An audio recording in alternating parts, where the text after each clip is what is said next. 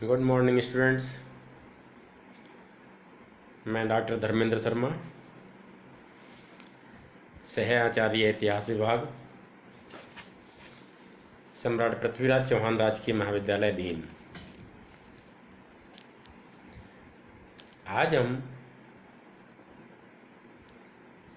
BA प्रथम वर्ष का फर्स्ट पेपर, जिसमें सेकंड यूनिट में वैदिक युग में सामाजिक विकास, जिसमें वर्ण, जाति, संस्कार, पुरुषार्थ इत्यादि का हम अध्ययन करेंगे। देखिए, सबसे पहले हमें वैदिक युगीन अथवा उत्तर वैदिक युगीन सामाजिक विकास का अध्ययन करने से पहले जो जानकारी लेनी है वो है कि उत्तर वैदिक युग या वैदिक युग से पहले की या उस समय की क्या सामाजिक स्थिति थी। उससे हमें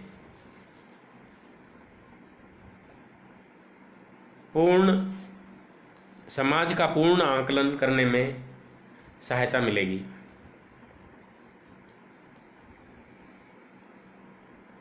आर्य देश, हमें आर्यों के विषय में जानना होगा कि आर्य कहाँ से आए, कौन थे,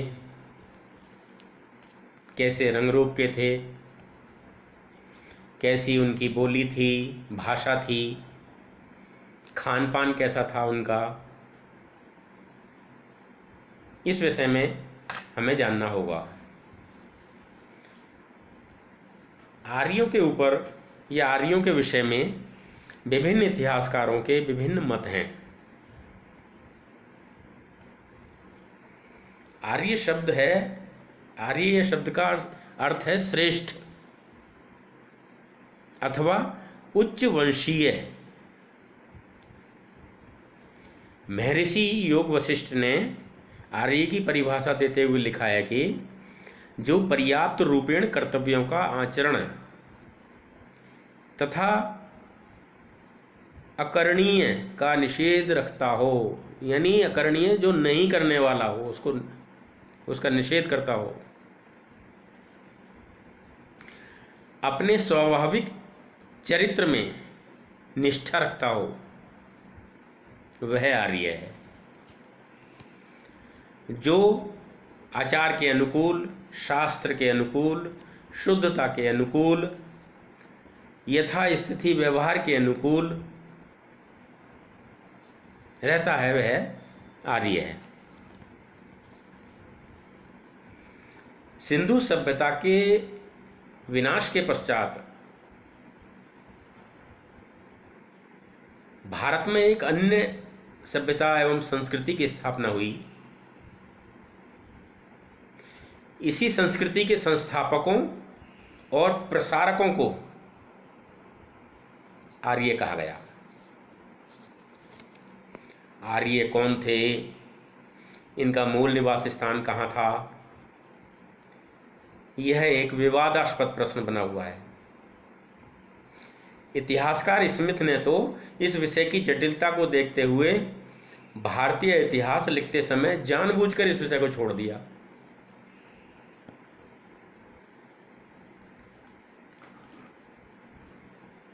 आर्यों के आदि देश के संबंध में विद्वानों ने इतिहास, भाषा विज्ञान, शरीर रचना शास्त्र एवं पुरातात्विक सामग्री का आश्रय लिया और उन्हीं के आधार पर अपने विचार प्रस्तुत किए।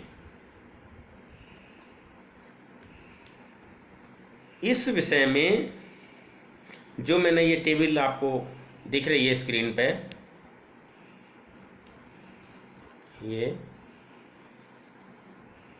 इसमें मैंने आर्यों के विषय में स्पष्ट किया है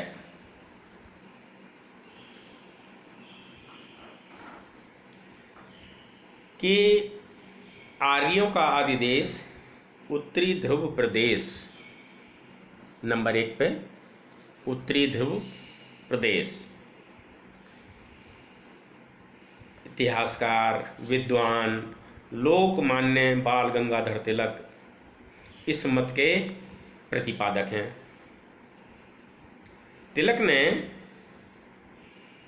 कहा है कि अब से लगभग 10,000 वर्ष पूर्व ध्रुव प्रदेश में बर्फ का तूफान आया था,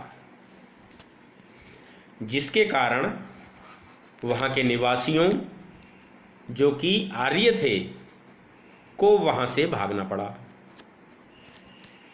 ये लोग ध्रुव प्रदेश से भागकर यूरोप, मध्य एशिया, ईरान, भारत आदि जगहों पर जाकर बस गए। तिलक के अनुसार वेदों में ऐसे उल्लेख मिलते हैं जिनसे यह ज्ञात होता है कि वह उत्तरी ध्रुव से ही आए थे। उदाहरण के रूप में आर्यों को एक लंबे दिन एवं एक लंबी रात का एक वर्ष होता है, यह ज्ञात था। आर्यों के ईरानी ग्रंथ अवेस्ता में भी हिम प्रलय का उल्लेख मिलता है, जिसके कारण आर्य उत्तरी ध्रुव से भागने पर विवश हुए। तिलक का विचार था कि 800 ईसा पूर्व के लगभग तक आर्य उत्तरी ध्रुव में ही रहे। इसके पश्चात उन्होंने यहाँ से प्रस्थान किया और 600 ईसा पूर्व के लगभग उनकी एक शाखा मध्य एशिया में बस गई थी। इसके पश्चात आर्य ईरान और भारत में आकर बसे। ये विचार तिलक का है, लेकिन कुछ विद्वान तिलक के इस विचार को स्वीकार नहीं करते, इसकी आलोचना करते हैं। उन्हें स्वीकार करना कि आर्य उत्तरी ध्रुव से आए थे अनेक कठिनाइयाँ हैं। प्रथम तो ये है कि केवल साहित्यिक साक्ष्यों का ही सहारा लिया गया है।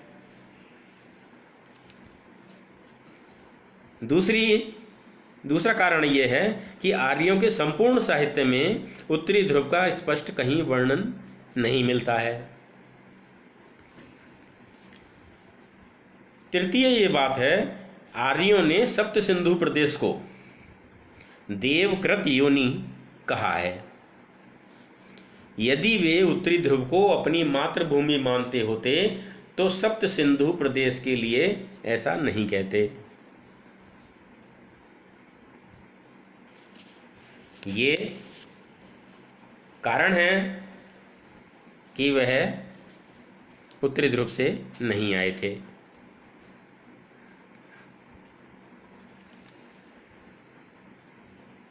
आर्यों का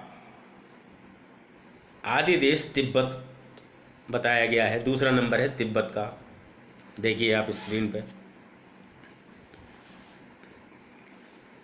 स्वामी दयानंद सरस्वती का विचार था कि आर्यों का आदि देश भारत के निकट ही होना चाहिए।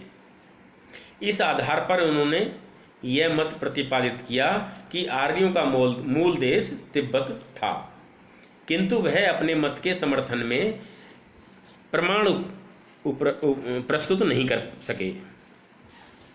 अतः इतिहासकार इस मत को स्वीकार नहीं करते हैं। अब तीसरा नंबर है आर्यों का आदि देश भारत। अनेक इतिहासकारों का मत है कि आर्य कहीं बाहर से नहीं आए थे, अपितु उनका मूल निवास स्थान भारत में ही रहा होगा।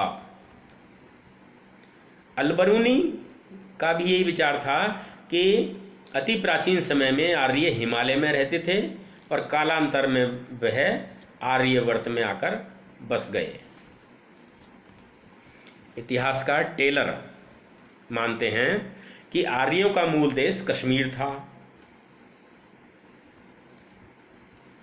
टेलर के अलावा इतिहासकार A.C. Das, K.M. Munshi, S. Srikant Shastri, doctor Ganganath Jha, Sampurnanand, D.S. Trivedi, L.D. Kala एवं राजबली पांडे आदि विद्वानों ने आर्यों को भारतीय ही माना है।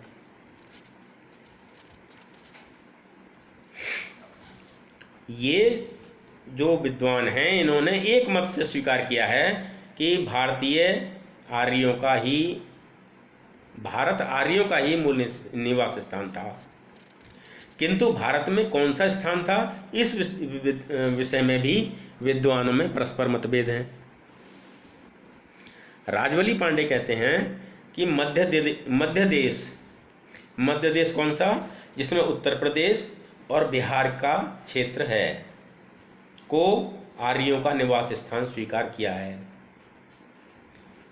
राजबली पांडे के अनुसार गया, प्रतिष्ठान एवं अयोध्या उनके प्रमुख केंद्र रहे होंगे। संपूर्ण भारतीय साहित्य में एक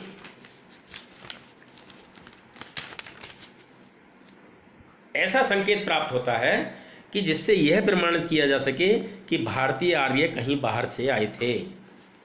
भारतीय अनुश्रुति एवं जनश्रुति में कहीं भी इस बात का उल्लेख नहीं है कि भारतीयों की पितृभूमि या धर्मभूमि इस देश से बाहर की थी।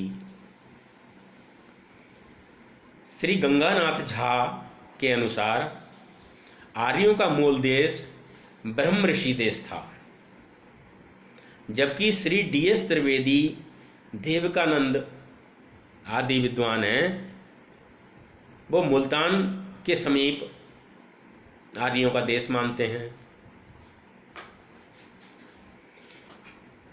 इतिहासकार A.C. दास के अनुसार आर्य भारत के ही मूल निवासी थे तथा उनका आदि देश सप्त सिंधु प्रदेश, जिसका वर्णन ऋग्वेद में भी मिलता है, माना जाता है। यद्यपि सप्त सिंधु देश की स्थिति में भी पर्याप्त मतभेद हैं, किंतु दास का मानना है कि यह पंजाब में स्थित है, क्योंकि ऋग्वेद में वर्णित पौधे और पशु अधिकांश रूप से पंजाब में ही मिलते थे। इस प्रदेश में 7 नदियां सिंधु, झेलम, चिनाव, रावी, व्यास, सतलज और सरस्वती भी थीं। अतः यह प्रदेश कृषि के दृष्टिकोण से काफी उपजाऊ था। इतिहासकार A.C. दास के शब्दों में आर्यों का आदि देश सप्त सिंधु ही था, जिसमें उत्तर की ओर कश्मीर की रमणीक घाटी थी और पश्चिम की ओर गांधार था। इसके दक्षिणी सीमा राजपूताना थी, पश्चिमी सीमा में गंगा नदी का मैदान था। यह गांधार और कबूलिस्तान की दिशा में भूमि के द्वारा जुड़ा हुआ था, जहाँ से आर्यों की अनेक शाखाएं पश्चिम एवं यूरोप की ओर बढ़ीं। अन्य विद्वान हैं डॉक्टर संपूर्णानंद, उन्होंने भी सप्त सिंधु को ही आर्यों का मूल देश माना है।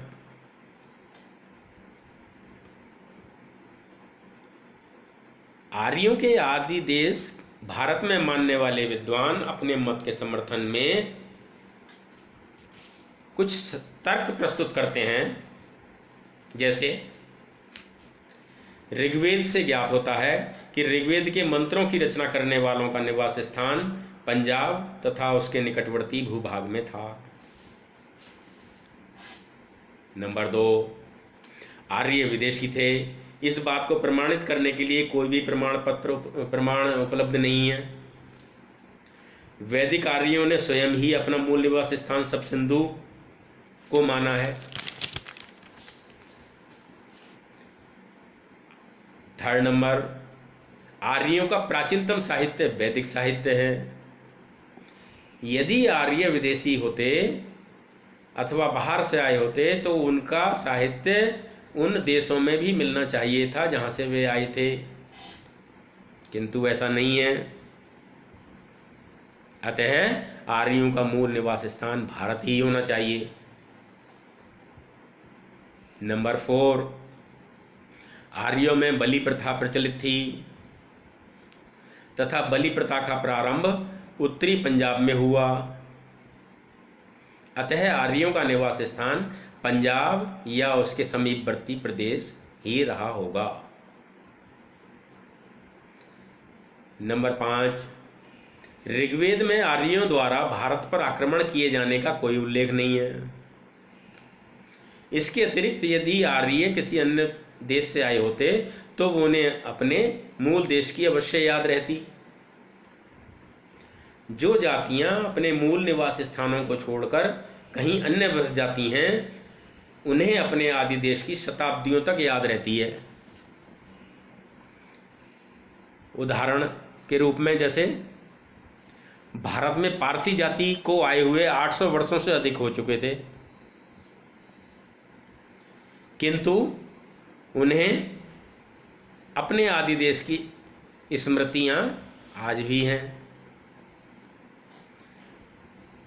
नंबर 6, कहा जाता है कि प्राचीन भारतीय लोग भोजपत्र, शरपत, सिंदूर वृक्ष, देवदार आदि से परिचित नहीं थे, जबकि आर्यों को इसका ज्ञान था। इसी प्रकार आर्य चावल, चीता, हाथी से भी परिचित नहीं थे, जबकि भारतीयों को इस बात का ज्ञान था। इस आधार पर कुछ विद्वान मानते हैं कि आर्य विदेशी थे, किंतु यह तर्क अधिक प्रभावशाली नहीं माना जा सकता, क्योंकि लगभग सभी जानते हैं कि हड़प्पा सभ्यता में शेर के विषय में जानकारी थी तथा उसकी व हाथी की पूजा उस समय प्रचलित थी, जबकि हड़प्पा सभ्यता के समय में पंजाब में चीता व हाथी थे। तब यह मानना कि आर्य के समय में वह नहीं होंगे उचित प्रतीत नहीं होता है। इसके अतिरिक्त ऋग्वेद में नमक का भी वर्णन नहीं है, किंतु इसका मतलब यह तो नहीं निकाला जा सकता कि ऋग्वेद में नमक का प्रचलन था ही नहीं। 7वां नंबर, भाषा विज्ञान के आधार पर कुछ इतिहासकारों ने यह प्रमाणित करने का प्रयास किया है कि भारत आर्यों का आदि देश नहीं था, किंतु भाषा विज्ञान की कसौटी प्रामाणिक नहीं मानी जा सकती। इतिहासकार के.एम. मुंशी का मानना है कि वे इस आधार को स्वीकार कर भी लिया जाए तो इंडो यूरोपियन आर्यों की भाषाओं के सर्वाधिक शब्द जो मिलते हैं संस्कृत भाषा में मिलते हैं, अन्य भाषा में कम मिलने का कारण क्या है? इससे तो यही प्रमाणित होता है कि आर्य भारत के ही निवासी थे और वे ही इन मिलते हुए शब्दों को अन्य देशों में ले गए। इस विषय में कुछ इतिहासकारों की मान्यताएं भिन्न हैं। वो क्या हैं समझिए। आर्यों का आदि देश भारत था, इस मत को अनेक इतिहासकार स्वीकार नहीं करते और अपने मत के समर्थन में निम्न प्रकार के तथ्य प्रस्तुत करते हैं। नंबर 1, आर्य शब्द का प्रयोग वेदों में दस्यु के विरोधी के रूप में किया गया तथा इनके द्वारा विजयी व पराजित को प्रदर्शित किया गया।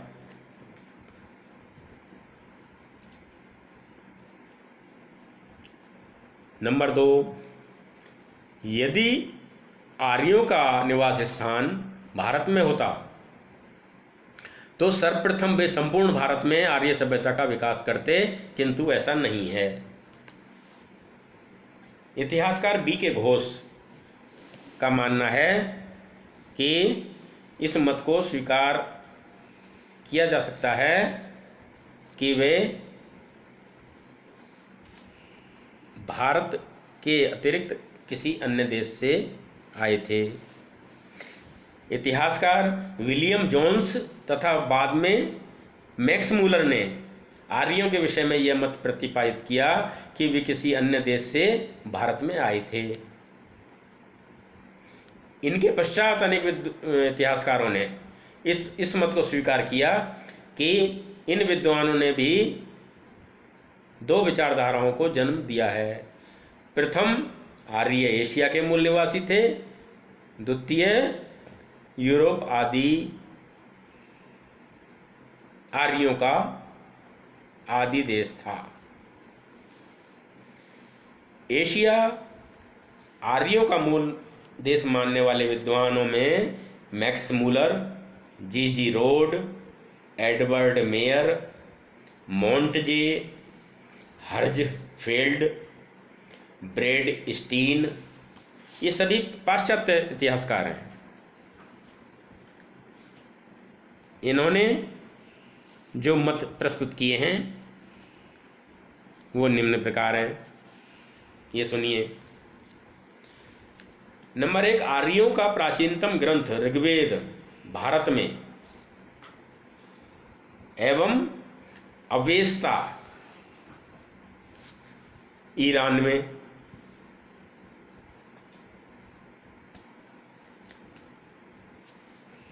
इन दोनों की भाषाओं में अत्यधिक समानता है।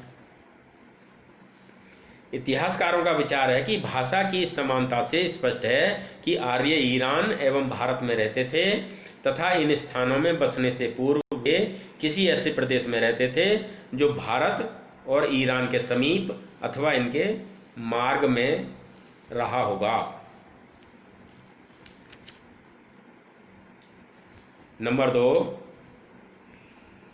आर्यों के आदि देश को एशिया में मानने का द्वितीय कारण यह है कि एशिया में ही आर्यों के प्राचीनतम लेख प्राप्त हुए हैं। 1440 ईस्वी पूर्व का एक अभिलेख एशिया माइनर में बोगाजकोई नामक स्थान से प्राप्त हुआ है। इस अभिलेख में आर्यों के वैदिक देवता वरुण, इंद्र आदि का उल्लेख है। इसके अतिरिक्त बोगाजकोई में ही किक्कुली नामक एक विद्वान का ग्रंथ मिलता है जिसमें वैदिक काल की संख्याओं के समान 13 आदि संख्याओं का वर्णन है। कुछ मोहरें भी मिलती हैं जिन पर वैदिक आर्यों के नाम उत्कीर्ण हैं। भारतीय एवं यूरोपीय भाषाओं के अध्ययन से यह ज्ञात हो जाता है कि आर्यों द्वारा वैदिक साहित्य में जिन भौगोलिक स्थिति, प्राकृतिक पशु पक्षी एवं वनस्पतियों का वर्णन है उनका अस्तित्व एशिया में है, यूरोप में नहीं। एशिया को आर्यों का मूल निवास स्थान मानने वाले विद्वानों में आपस में मतभेद है।